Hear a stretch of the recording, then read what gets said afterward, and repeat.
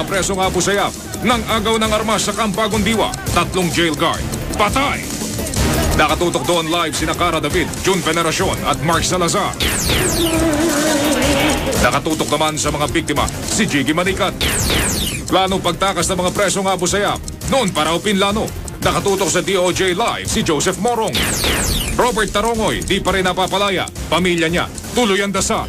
Nakatutok sa Dubai si Rafi Tima at sa Davao City naman si Dan Campilan. Isa sa mga suspect sa Valentine's Day bombing. Umamin sa korte. Halos 300 bahay nasunog sa Navotas at Valenzuela. Pesticide, kumpirmadong sanhi ng paggalaso ng halos 30 bata sa Bohol ayon sa DOH. General Santos City, sinalanta ng buhawi. Mga movie producer, sumugod kay MMDA Chairman Bayani Fernando. Metro Manila Film Fest, may anomalya? Tunghayan, mga nagsisiksihang kalahok sa Matabungkay Bikini Open.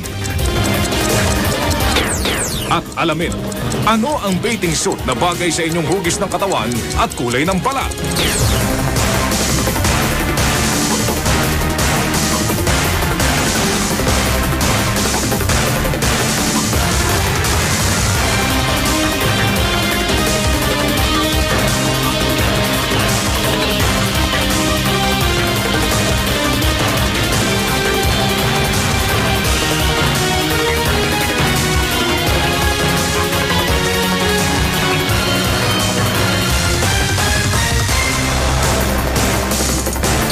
Mula sa GMA Network Center, narito ang walang kinikilingan, walang pinoprotektahan, Mel Tiangco.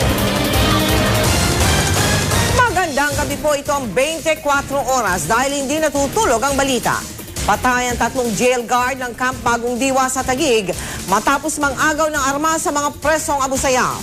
Sa pinakahuling ulat, pinagbigyan na ng mga otoridad ang ilang kahilingan ng mga bandido at hinihintay na lang ang kanilang tuluyang pagsuko. Nakatutok doon live sina Cara David, Jiggy Manikat at June Veneracion. Sa Department of Justice, si Joseph Morong. Sa Camp Crame, si Maki Pulido. At sa Taguig pa rin, si Mark Salazar. Balita tungkol kay Bobby Tarongoy, nasa